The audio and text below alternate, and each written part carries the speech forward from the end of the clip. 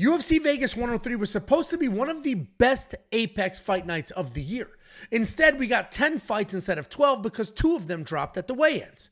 And we got more decisions than we would have liked, but overall, it was a pretty straightforward fight night. My name is Angelo. This is We Want Picks. I'm going to break down the entire UFC Vegas 103 fight card. But before we dive in, let's talk about some of the picks and the bets. And you may be able to tell from the glossy eyes, Big Ange had a few drinks. It's a Saturday night. It is pretty early on a Saturday night. It's before 9 p.m. And if you've watched any of the Fight Food vlogs, you know that I have 2 young girls, and both of those girls play sports. My youngest had a soccer game at 4 o'clock, and we went right from the soccer game to the Mexican restaurant with the rest of the families, and Big Ange had a couple of flights of margaritas. I don't go frozen, I go on the rocks, and I did try all the flavors, and I tried all the flavors about 4 times over. So, if I'm sitting here and I'm breaking down this card and you disagree with some of my analysis, or maybe I mess up a word or two, it is what it is, because it's a Saturday night and I have a family and I'm trying to have a life. And having a life while also having this YouTube channel aren't 2 things that could always coexist. They're going to coexist tonight. So what has happened is we went from the soccer field to the Mexican restaurant. I spent about 4 hours there drinking alcohol and watching fights on my phone. I then left my family and friends to come back here and film this video. And as soon as we're done filming this video, I'm going back to the friends and family to hang out and have a semblance of a life. So before I recap every single fight on this fight card, let's talk about some highlights. I have not had time to deep dive every single pick and bet, but what I will say is overall, it seemed pretty neutral. What was supposed to happen did. 2 fights dropping off of the card kind of screwed a couple of bets up, but it is what it is. Jacob's underdog lock of the week did hit. That was Cody Brundage in the co-main event. That is 4 of the last 5 underdog lock of the weeks. That's an 86% ROI if all you did was bet 1 unit on every underdog lock of the week that he picked. Cody Brundage was plus 150 when Jakey Boy handed him to you. When I sent you the push notification in the app saying there are bets on the board, that would have returned 2.5 units, 1.5 of net profit, and an 86% ROI in his last 5 underdog lock of the weeks. That's 100% free.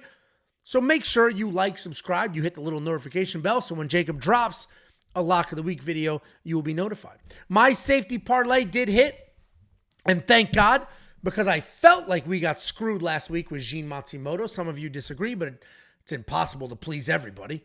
When you get 20,000 views on a video, it's a 0% chance that everybody watching will agree with what you think. It felt like 75% of people thought Jean Matsumoto won, 25% thought he didn't win, but the reality is it lost. It is what it is. The safety parlay continues to be the beacon of stability. And while this week didn't have the greatest odds you'll ever see, if you look at this chart, and if you spend 5 seconds and take your hands out of your pants and look at the screen, you'll see that we have 1, 2, 3, 4, 5 different plus money safety parlays. 7 different safety parlays with odds better than minus 120. The safety parlay continues to be the beacon of stability. You know how I know that? Well, the safety parlay, if we look at the last 17 events, it hits it at 81% accuracy. Not one single one of you can sit there and say that you pick fights at an 81% accuracy. None of you. Literally none of you can pretend you pick fights at an 81% accuracy, let alone pick a parlay at an 81% accuracy. And before you say, well, I'll just take the 2 biggest favorites of every card and slap those together. Good luck with that. Peyton Talbot may have something to say about that. The safety parlay and every other pick bet tool that we offer is available right now at WeWantPicks.com. Just click become a member. UFC 313 is available right now. While I was sitting down doing the graphics, getting ready to film this video, we had people flipping the website over, moving the bets from UFC Vegas 103 to UFC 313, adjusting the odds, making the changes so that all of our premium members have access to every single pick, bet, tool, and everything that we offer for UFC 313 right now, ready to go. Just go to WeWantPicks.com. We did have the best DraftKings ownership projections on the planet for UFC Vegas 103. That's not a unique story. This is how it goes down. Every single week, I sit down, I get everything ready. I get my PowerPoint presentations ready. I get my picks ready. I get everything ready for next week. I get everything ready. Then I watch the fights. I typically watch as a nervous wreck, stressed out. It's a nightmare. And I usually get a text about 20 minutes after the card starts from the person who provides us our DraftKings ownership projections. And it's usually something like this that says, we had the best projections again. We are 7 events. I could be wrong. Maybe it's 6. I think we are 7 events into 2025. And we have had the best DraftKings ownership projections for every single one of those events. Not 6 of 7, not 5, 7 of 7.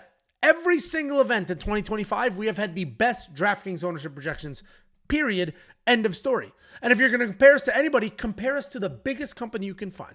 Compare us to the Awesemos, the Roto Grinders, the companies that charge $100+ a month, because we beat them and we beat everybody else. And it's not an accident, and it's not free. I pay for this.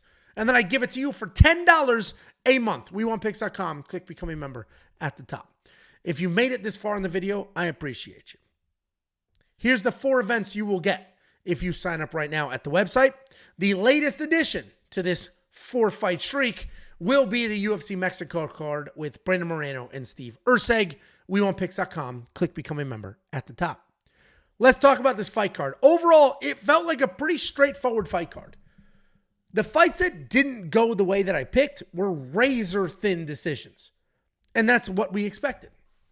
The first fight of the night, because 2 fights dropped, was Charles Johnson and Ramazan Temirov. I picked this perfectly. I literally picked the winner and the outcome perfectly. I sat here in this chair with this beautiful jawline and these chiseled pecs, and I said Temirov was going to win this fight because he's going to move forward, he's going to bomb away, and he optically is going to be the one that is looking to finish. And we all know the only thing judges seem to care about in 2025 is who is trying to finish the fight. They don't care about wrestling. They don't care about strike number. They don't care about anything other than who's trying to win the fight.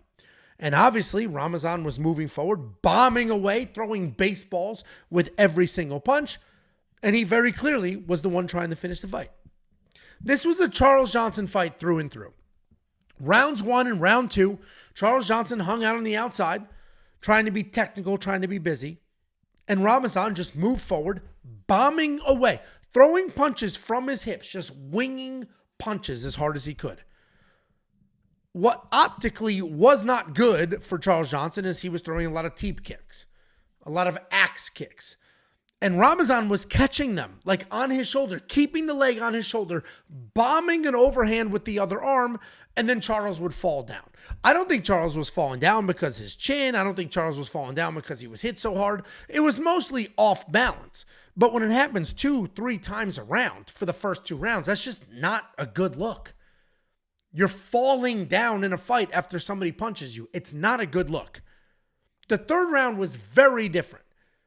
If Charles Johnson fought the first round and the 2nd round the way he fought the 3rd round, he would have won this fight. But he didn't, did he? He danced around on the outside. I guarantee him and his coaches thought, oh, we're going to tire him out. Stay busy. Temirov will get tired. He'll be tired. He'll slow down. But he didn't. And then the 3rd round came, and his coaches did the right thing. They said, Charles, you are going to lose this fight. You need to go out there and do something. And he did go out there, and he did do something. And he couldn't finish the fight, which was a problem because he ended up losing a decision 2-1. But the reality is, Charles Johnson showed us that he's a technical striker, that he's got cardio for days, and that he can hang in this division. He also showed us that judges only care about forward pressure and damage. That is the only thing these judges care about. And that's what they got out of Ramazan Temirov.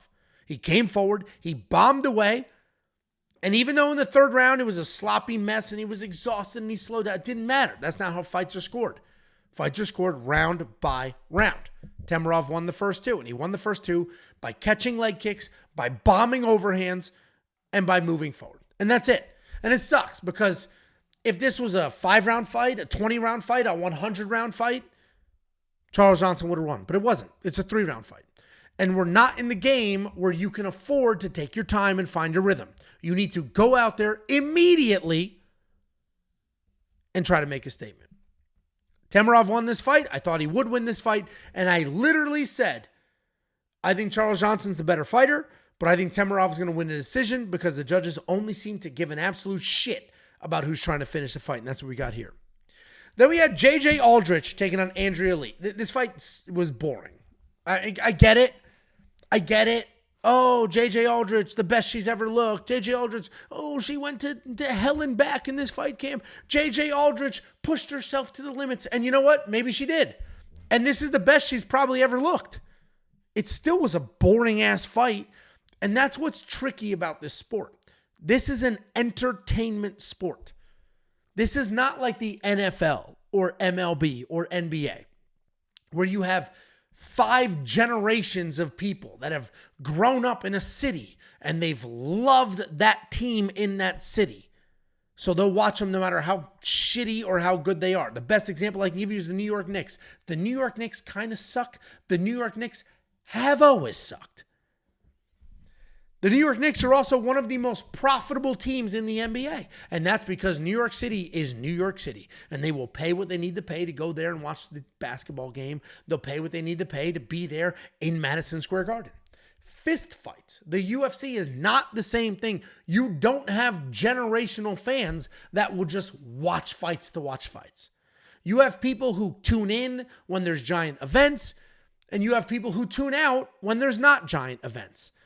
So when you're putting together fight cards, you're looking for exciting fighters. You're looking for name recognition. You're trying to build the next generation of superstars. And when you have a 15-minute 1-2 versus a couple of leg kicks type matchup, you're not going to build those generational fans. So yes, JJ Aldrich looked the best she has ever looked. Does that mean this was an entertaining fight? No, this fight sucked. It was boring. It wasn't entertaining. Unless you're part of the Aldrich family, you did not watch this fight and leave it entertained. And that's kind of problematic for this sport. And it's also problematic for people like JJ because to no fault of her own, she went through an entire fight camp. She worked her ass off. Literally, this is the best she's ever looked. Typically, we would get an unreliable JJ. She'd come out, get a little crazy, rush things, force things. That's not what we got. She was very controlled. Nice, clean 1-2s. She looked very good in this fight. 2 takeaways. 1, I have 2 daughters. Okay? I've got 2 young daughters. Both of them play sports. I am teaching them both how to fight. You can watch those vlogs. Women are equal to men when it comes to tenacity and ability and the everything it takes to be a successful fighter. And there are plenty of women in the UFC that are exciting, fun to watch, and phenomenal fighters. But then you watch fights like this, and then you get a whole giant chunk of the population that's like, oh, women's MMA, blah, blah, blah. And it sucks. It sucks to see it because I've got 2 young girls and I want them to grow up and watch these fights and be like, I can do that one day. And yeah, you can do this because this was boring as shit. JJ looked phenomenal. The second thing I will mention is JJ Aldrich got her black belt. Okay. She had 1 single takedown in this fight. She defended a guillotine and she somehow got her black belt. Nothing annoys me more than when a coach has predetermined in their head, if my fighter wins this fight, I'm going to give him a black belt. That's so annoying. Is that not ridiculous? I have been training jiu-jitsu since 2001. It's 2025. It's been 24 years since I first started training jiu-jitsu. I wrestled my whole life, and then I parlayed the wrestling into jiu-jitsu. It's been a very, very, very long road. And nothing is more annoying than watching a fighter, a fist fighter, get a promotion on a jiu-jitsu belt when they didn't use the jiu-jitsu. Back in the day, when I first started my jiu-jitsu journey, before it was like a meme for being gay, you would only get promoted if you wore the gi. If you wore the bathrobe, they would consider you for a belt promotion. And then you would have to go through the whole freaking thing. Prove to me you know these techniques. Prove to me you can execute these techniques. And then prove to me you can execute these techniques in a real life situation. You'd have to go to a tournament, compete, and do well. Meanwhile, JJ Aldrich can show up in an octagon, throw a 1-2 over and over and over for 15 minutes, and somehow get a black belt. Makes absolutely no sense whatsoever. Then we had a pretty fun fight. We had Danny Silva taking on Lucas Almeida. This was a fun fight. I thought this decision was correct. It was a split decision. It felt correct. It felt like Danny Silva's punches did a little more damage. It looked like Lucas Almeida, and maybe I'm wrong, and you'll let me know in the comments, because you always do.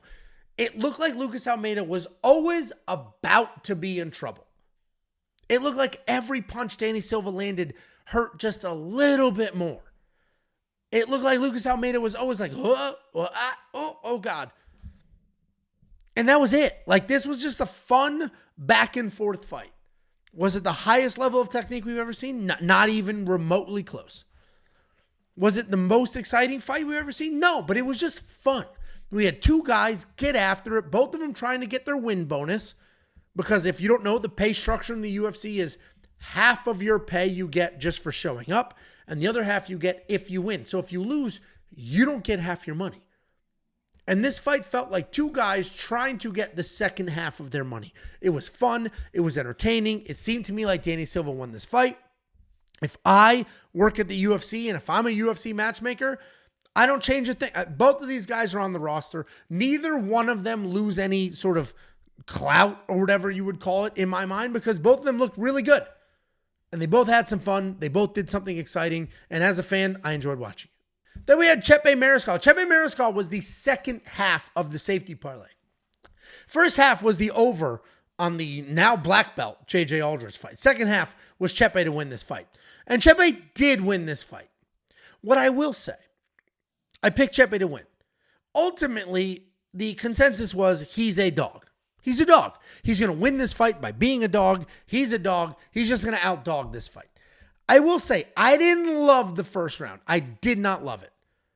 They were like exchanging knee bars. They were exchanging heel hooks. There was a couple of weird scrambles I didn't like. Ricardo Ramos got his own takedown, which I didn't love.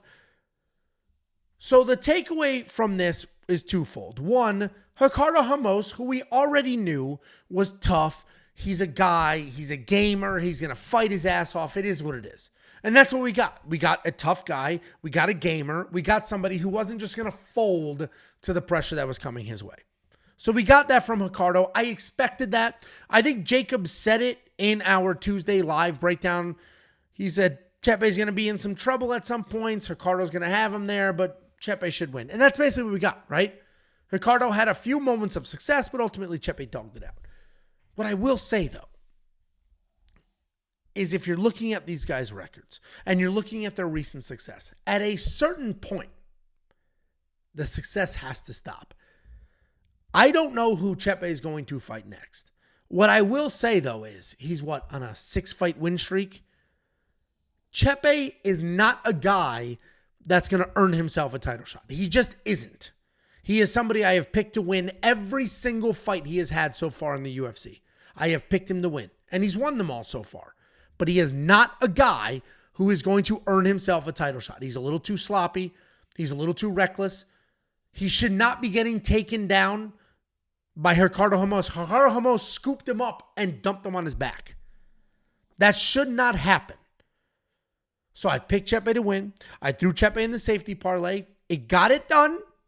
A little closer than I would have liked, but I expected a little bit of chaos from Ricardo. Ricardo's good. But Chepe is not a guy that we can ride to the motherland. We need to keep an eye on him. We need to keep an eye on his next fight because he might be a future fate. He can't just keep winning. I promise you. He doesn't have those skills to just continue to win. So we're going to keep a close eye on Chepe, see what his next matchup is, and maybe we'll get phenomenal odds on the other side. For now, I've ridden him to more than one safety parlay, and I'll take it. Then we had absolute low fight IQ, no chin having Austen Lane against Mario Pinto. Austen Lane was winning this fight.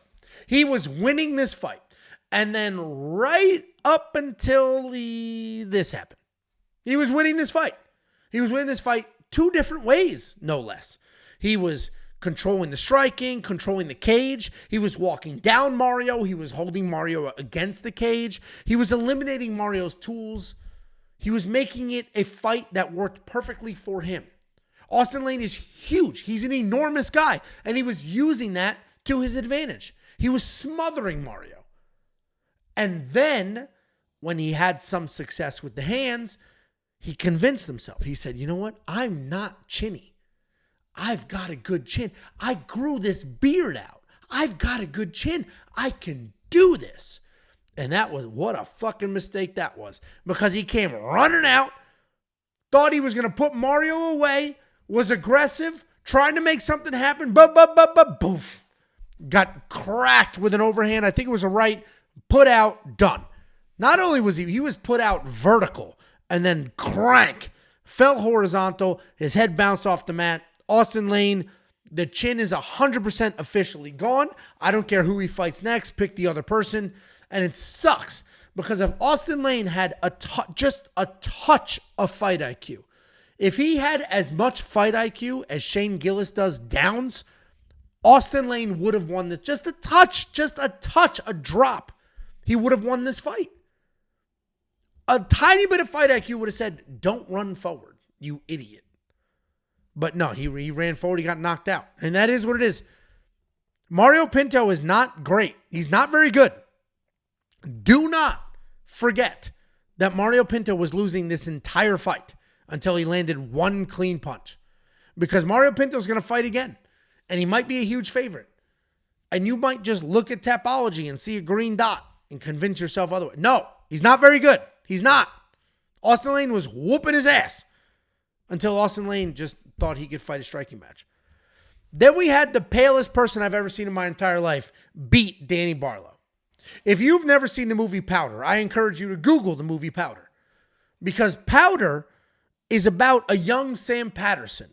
A young Sam Patterson that got hit by a strike of lightning and then had like a magnetic energy in his body, and he would walk to the schools and the locks and the lockers would like move up and down. Powder is Sam Patterson's life story. That's just what it is. And now Powder is a full-grown man, and he got smoked by a 5'6" Jewish man in Yanal Ashmos. That guy knocked him out, hit him on the chin, blew his chin off his face. And then here we are about a year later. And all of a sudden, Powder, Sam Patterson beats Danny Barlow. Beats him. And you know what? At this point, I didn't give a shit. Like, I hit the safety parlay. It is what it is. The other half of this safety parlay was not safety parlay. I'm sorry. No. Safety parlay hit. The other half of the parlay that I had Danny Barlow in was William Gomis. And I hate William Gomis. And we'll get to him in a second. But this was an interesting fight because Sam Patterson was a guy that typically was pretty chinny. We saw it in the Yanal Ashmas fight. And before the Yanal fight, you do some tape study, you see him get hit big time. And he wobbles, he gets rocked, he gets in some trouble.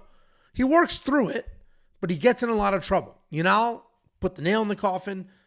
And I thought we were going to be in a situation where Danny Barlow's hands are too good. He hits too hard, and you're going to be in some trouble. And frankly, Danny Barlow did have a little bit of success, but when Sam connected, Danny was just completely clueless. He had no idea what to do.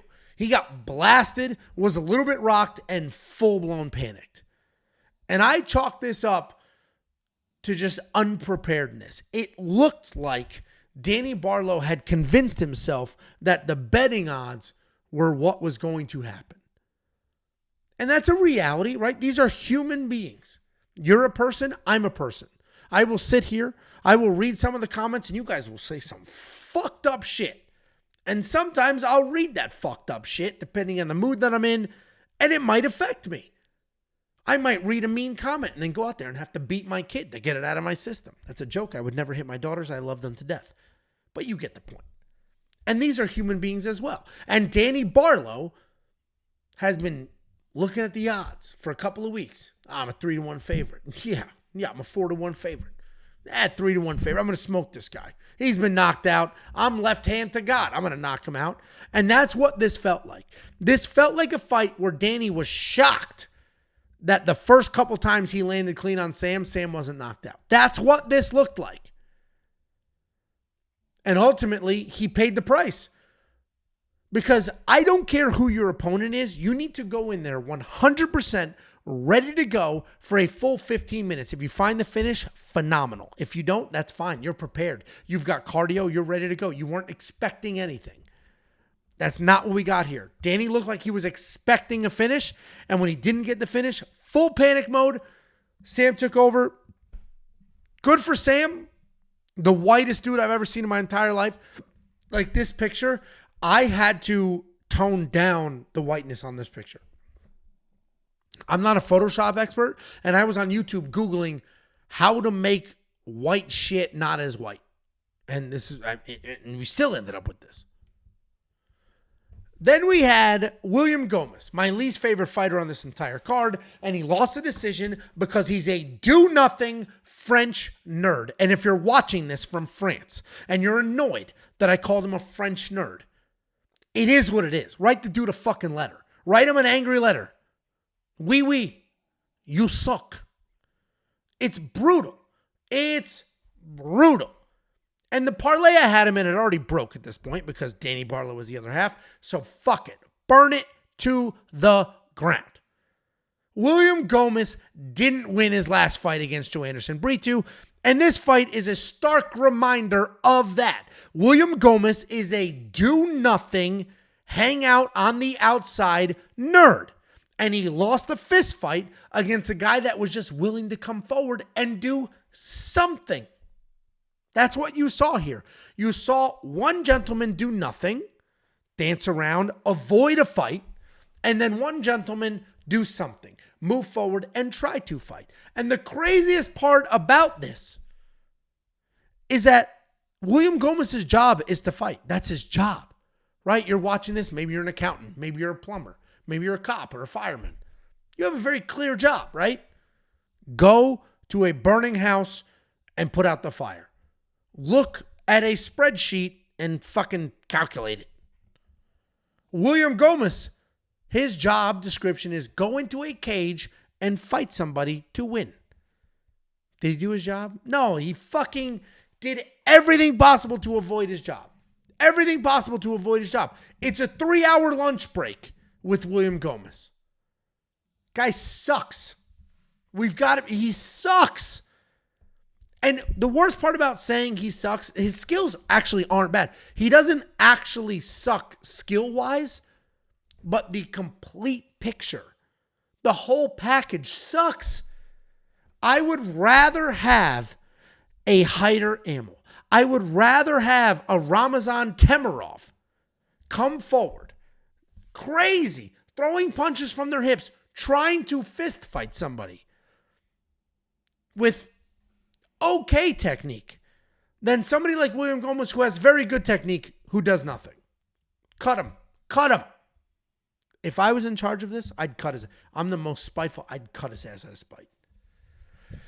Then we had a pretty fun fight. Nasrat Haqparast, Esteban Ribovics. This was very close. This was razor thin. This was very close. This was another warranted split decision. I will say I thought this one should have gone to Ribovics. It just looked like and felt like Ribovics was landing the cleaner shots. And I know there was a few moments where Nasrat landed a couple of big ones. All of a sudden he had turned into a little bit of a wrestler there. I get it. And this is not a die on the hill, scream, yell, argue, like none of that. This was a very close fight. And you know what? Esteban worked his way from a 2-1 dog to a 2-1 favorite. Didn't do that, right? He didn't look like a 2-1 favorite. And it's not his job to worry about the betting odds or any of that crap. But it did feel like Esteban was a little cleaner more often. It looked like he landed more impactful more often. Nasrat had a couple of big moments, but it seemed like Esteban had the more consistent moments. Ultimately, it looked like the decision went to the guy with the bigger moments, and that's fine. I'm not gonna argue it. This was a good fight. It was a fun fight. It was an entertaining fight as a fan. This is very, very similar to the Danny Silva, Lucas Almeida fight, where I'm not going to take anything away from either one of these guys. They both went out there. They put on a show. This is entertainment. This is entertainment.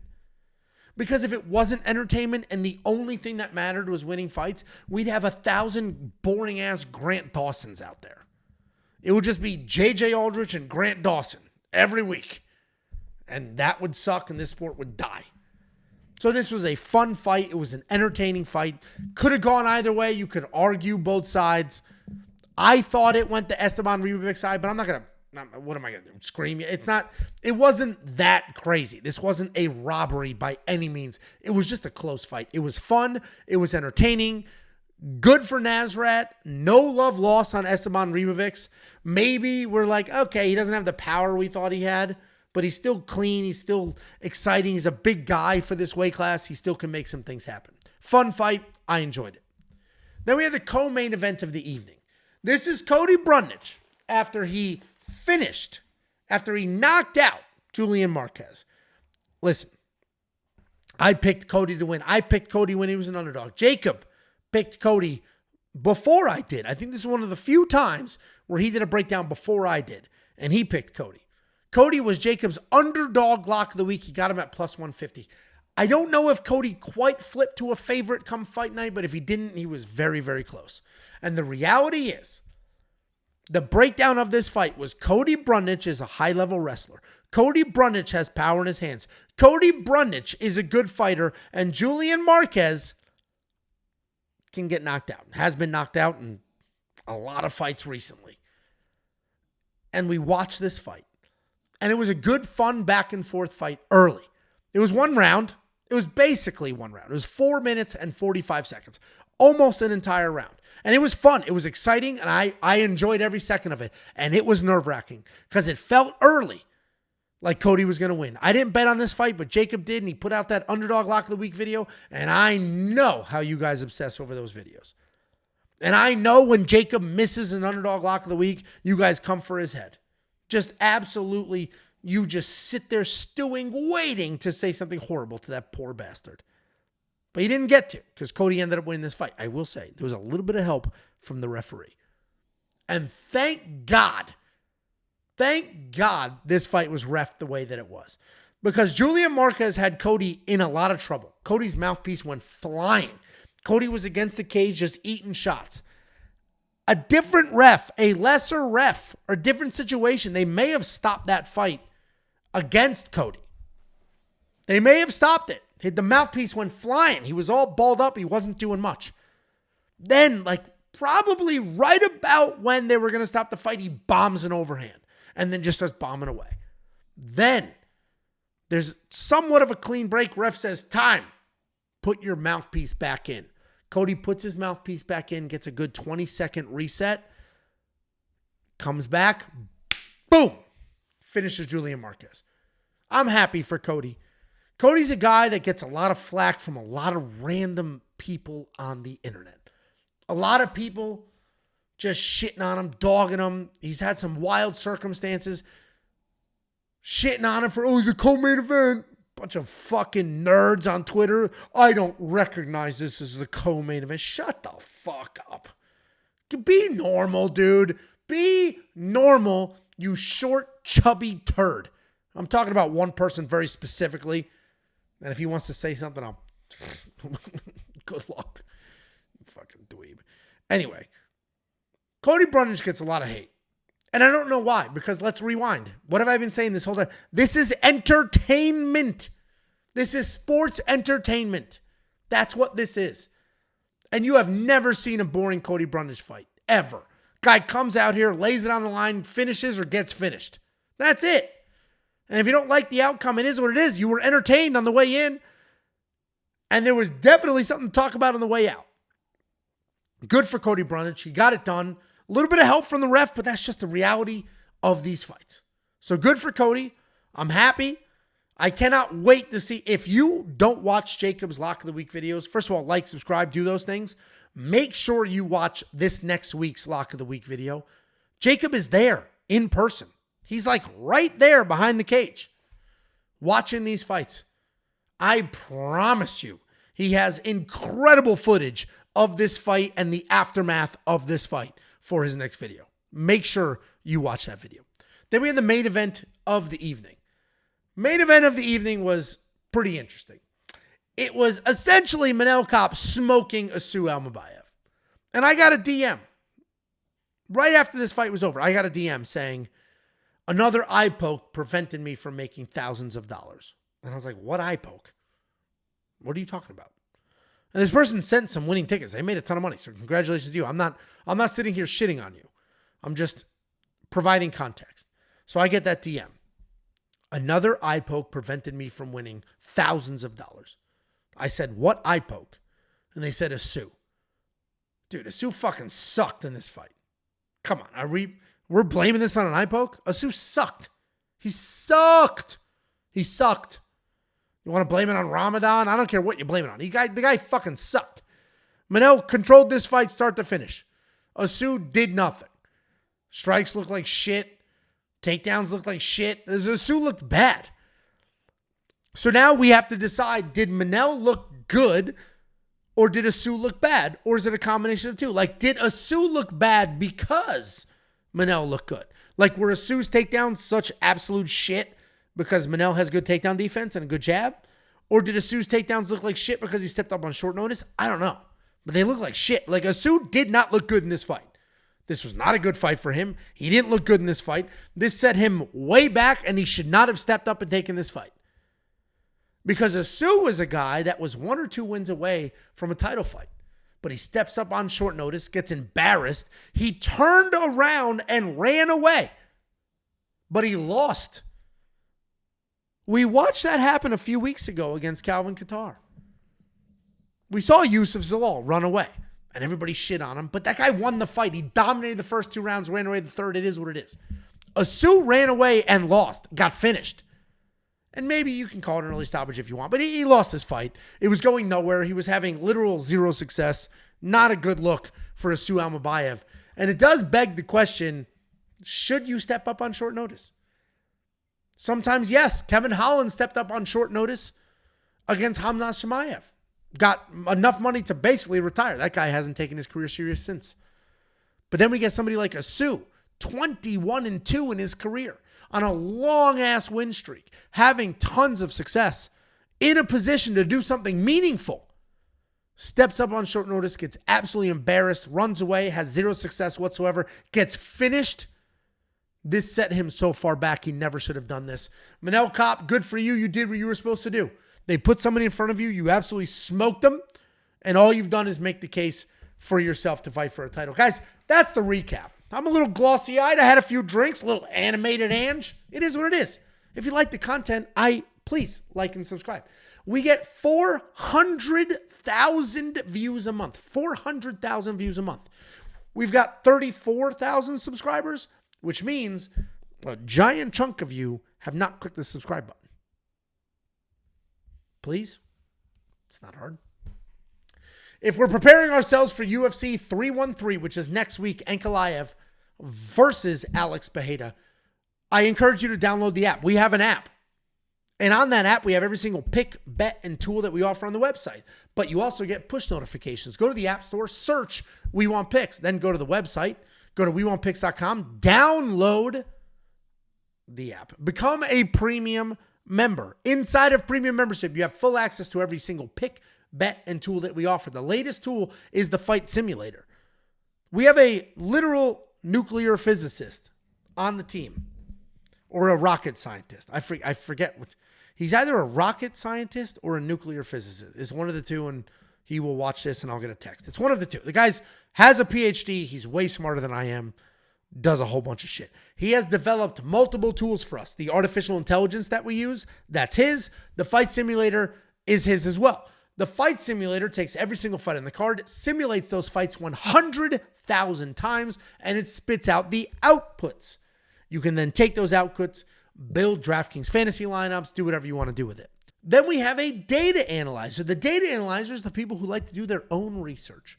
And if you like to do your own research, you don't want to be told who to pick, that's great. The data analyzer has everything you could ever want or need. Every single fighter on every single card and every single data point that you could ever want for them. All their grappling stats, their striking stats, their fight history. You can even watch their fight tape. Look at the scorecards from previous fights. All of that ready to go right now at WeWantPicks.com. You're going to have full access to every other tool like the line movement tracker, the prop hunter, every single pick and bet as well. My picks and bets, Jacob's picks and bets, Artem's picks and bets, Bet Sam's picks and bets, and the artificial intelligence. Everything we do available right now for UFC 313 on the website, ready to go. WeWantPicks.com. Click become a member at the top.